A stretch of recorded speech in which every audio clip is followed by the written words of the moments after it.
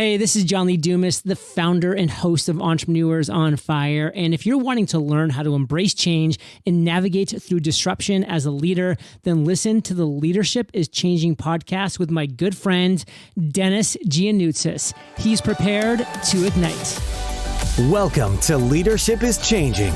Each week, we and our guests provide information and insights through exploring leading change. This is taking your leadership to another level by finding the balance between executive excellence and personal well-being through stories that inspire real change. It's time to adapt in our fast-moving world when leadership is changing with your host, Denis Giannoutsas. Hey, welcome to the show, Leadership is Changing. What we as leaders know to be true is that change is constant. Leaders everywhere confront similar obstacles because people are people, but everywhere you go, leaders are overwhelmed, disrupted, and under pressure.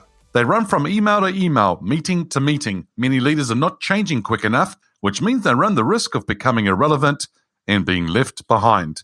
Perhaps the show is taking our listeners' leadership to another level by finding their balance between executive excellence and personal well-being through stories that inspire real change. I believe we don't have enough effective leaders in the world today, and if we can get the leaders to step up and lead change, then they can inspire real change. Hey listeners, it's now time to adapt in our fast-moving world. Welcome to the show. Great to have you with me this week. And this is the Ask Denis freestyle episode where I'm asked a question by our listeners or share my thoughts, insights, and experiences from working with many leaders around the globe. The last week of the first quarter of the year, and hopefully you've got things coming home strong and that you're bringing it together nicely because it is the last week of the first quarter. And then we're into that second quarter into the month of April. So hopefully you're bringing things along nicely. And if not, and you need some help, feel free to reach out to me. More than happy to help you. And let's get things going. And even if you are now finishing that quarter and you want some help around the second quarter, third quarter, and fourth quarter, and you're wanting some help around setting some goals, strategizing, getting some clear around some things, or gaining clarity, feel free to reach out to me on a private message on social media or through my website. And even my email will be in the show notes. And I'd love to catch up with you and have a chat. Well, today we're going to be talking about 5 tips on how to lead in a virtual world. You know what, listeners, it's been really interesting because being a leader can be challenging at any time. We have the microscope on us and people are watching what we're doing all the time. We're leading in a world that's fast-paced, ever-changing. You know what I mean? Because the speed of change is getting faster. We're seeing it in data, technology, social, and in business as well. And a lot of it is actually being fueled by technology, and we're seeing it getting faster and faster. Maybe not even every year now, every month we're seeing it getting faster. But you know what? Just to spice up our lives as leaders, COVID was thrown at us like a curveball at least a couple of years ago. It was something we weren't expecting. In fact, it forced many businesses to send their employees home to work, well, at least for a small amount of time, until it dies down is what we thought. It's amazing how we've just seen the 2-year anniversary of many countries going to lockdown probably in the month of March of 2020. I remember a very senior leader saying to me that they will wait for things to blow over when the pandemic actually hit. And I said, no. And he said, what? I said, no, you need to stand up and you need to be there for your team and your organization because they need you to step up and lead from the front, not only to survive, but to thrive during these times. One thing to survive, another thing to thrive. Because you see, you can actually thrive during challenging times. You need to have the right mindset and all sorts of other things as well. Some leaders have found it interesting to lead people that they've never met in person over the last 2 years because we've all been working from home. The question is, how do you thrive as a leader in a virtual world when you can't meet people in person? Well, I've got here 5 tips on how to lead in a virtual world. Number 1, I call this one high-tech, high-touch. The more we use technology, the more that we're going to need to spend time with people. It doesn't mean we have to meet them face-to-face, but if we can meet with them virtually and touch base with them on a more regular basis, that's what we're going to need to do. We need to make sure that your employees are set up with the right equipment to do their roles effectively. Cameras, keyboards, mouse, headsets, furniture, and lighting. I know there's been a lot of people right from the beginning of the pandemic where they're working from home, and for some of them, they're working in their bedrooms. So here they are sleeping, next minute they're working all day in their bedroom. The other thing we need to do around the space is to ensure people are using the camera for meetings. Get them to turn on the camera, not to hide behind the camera. It's really important that others get to see each other. Some people have said to me, but it's distracting. Well, I tell you what, when you're sitting in a meeting face-to-face, isn't that distracting as well? So the important thing here is to make sure that people are using the camera for meetings indeed. Hold regular team meetings, and in particular, one-on-one meetings to touch base with people on a regular basis. Now, I don't mean that it needs to be every week, but maybe at the height of the pandemic, as an example, when we first started the pandemic, maybe you did need to meet one-on-one on a regular basis. So that's number one, high tech, high touch. The higher the technology, the more that we need to touch people. Number two is positive and inspirational. When we're under a lot of stress, especially with a VUCA world that we might be living in. Now, what's VUCA? V-U-C-A. Volatility, uncertainty, complexity, and ambiguity. And you can think about the last 2 years. That's probably what we've been living in that kind of scenario. But we have been living in that kind of world for a lot longer than just the last 2 years. We need to be positive and inspirational. Look, we've gone ahead and employed, motivated people into our organizations. Our role as leaders is to inspire them.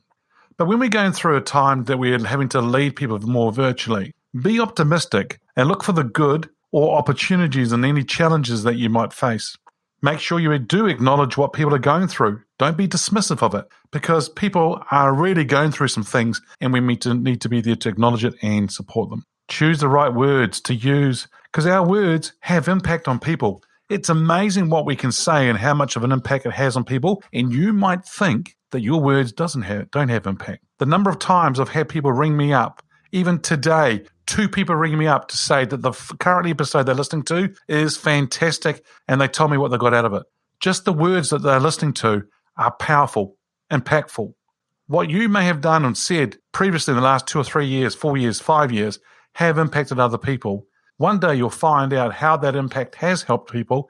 I'm just hoping it's very positive, and it's been a positive experience for them. Number 1, high tech, high touch. Number 2, positive and inspirational. Number 3 is increased visibility. Well, what do we mean by that now? Well, it's important for leaders to increase their visibility in a virtual world. If possible, travel to the venue or country where the employees are. So as an example, here I was in a global role and in a regional role, but I traveled to different countries to deliver events while also seeing my team at the same time. It was really important for us to catch up face-to-face. Yes, we can meet virtually, but being face-to-face, it was different. So if you're able to do that, that's great. The last 2 years has been very difficult for many people to do that face-to-face, but that's starting to now open up. And if you can't travel, then make sure that you're holding regular team meetings with people. Some of those meetings can be about business, and other meetings should be just check-ins. Ask people how they are and really listen to what's going on for them. And ensure you use the camera well and the messaging is on point. So you're going to have to work at this, practice, get very clear on what your messaging is, but also how you want to come across on the camera. I'm not asking you to be a TV star or an actor and things like that. No, be you as a leader. But what I'm saying here is that you've got some tools that are at your hands and that you can utilize those tools to make it very effective. Number 1, high tech, high touch. Number 2, positive and inspirational. And number 3 was increased visibility. Number 4, establish a culture of fun and humor. One of the biggest items to help people with stress is humor. And we have to learn to laugh at ourselves. Whoop, careful what I just said there. Learn to laugh at ourselves. Make sure the humor is not at the expense of someone else, right? We need to laugh at ourselves, but not at the expense of someone else. You can have a group catch-up to celebrate something or just talk about fun things. It's great to have a celebration online. Maybe set up a chat or chat channels for people to share fun things and humor with. So you might have a chat channel for more business side of things and projects. And then you might have another one for just fun things to share about what people are experiencing and jokes and things like that, just to help everyone along a bit. You know, with the humor, when we were going through the lockdown here in this country, we tended to watch some days a fair bit of comedy just to help us through things as well around the stress and so forth, because comedy, helping you laugh, is a great remedy, and especially when you're around at times of a lot of stress and so forth. You may even want to send your employees a small treat for your team meeting. So if you've got a team meeting and doing a celebration, and you can organize like a small cupcakes or something else to be sent to them, hamper, if you've got budget and all that, then great. And have it delivered to them at their house and then ask them to open it when you're going into the meeting. So that's number 4, which is establish a culture of fun and humor. Here comes number 5. Put your mask on first. This should be in the number 1 thing listed. Leaders are not immune to experiencing worry, stress, anxiety, or sadness during times of uncertainty. You know what, listeners? It's really important for you to take the time to take care of yourself. There's one thing that all airlines in the world agree on, and it is in the unlikely event the mask drops down in front of you, put your mask on first before you help anyone else. You know what they're saying, that if you're not breathing, then you're useless. You can't help anyone else. So we need to make sure that you are in a great condition and great spot for you to be able to help others. How can you do that? Well, ensure you're taking regular breaks, having a really good balance, transition into work and home, even though you're working from home.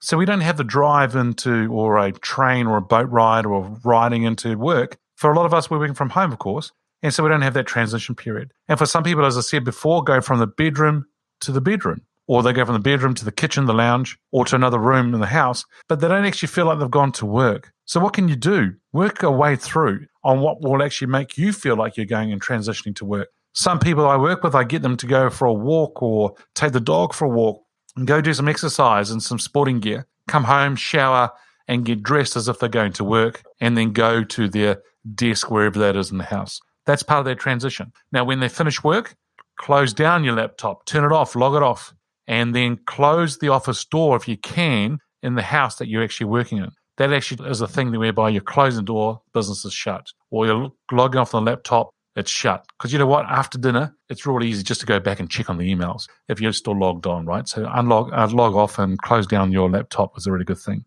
Another thing you can do is around exercise. I'm not talking about going to the gym and having the biggest muscles that you have. I'm talking about just 30 minutes. Go and do some sort of exercise, maybe even a walk, a run, cycle, whatever is right for you. Maybe it's a swim and maybe it is the gym, but just do something, some sort of activity.